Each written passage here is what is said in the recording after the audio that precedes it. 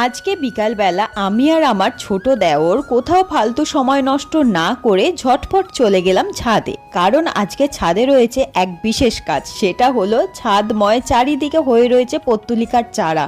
তোমরা বললে হয়তো বিশ্বাস করবে না, সত্যি সত্যি এই ছোট্ট ছোট্ট চারা অনেক টবের গোড়ায় হয়ে রয়েছে, আর সেইগুলো যখন বড় হয়েছে দেখতে ঠিক এই রকম দেখতে লাগছে। সেটা হয়তো অনেকের কাছে বিশ্বাসযোগ্য নাও মনে হতে পারে, কিন্তু এটাই সত্যি।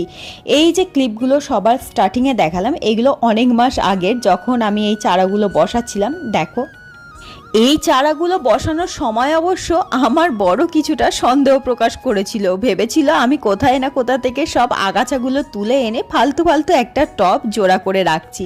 আমাকে বলেও ছিল এই টবে অন্য কোনো ভালো গাছ বসাও, বরং দেখতে ভালো লাগবে। কিন্তু এই ছোট্ট ছোট্ট চারাগুলো বসানোর পরেও আমি বেশ কিছু কাটিংও বসিয়েছিলাম, সেইগুলো যখন বড় হয় আমি মাঝে মাঝেই পিঞ্চিং করে দিতাম, আর তারপর গাছটা দেখতে কিন্তু ঠিক এই রকম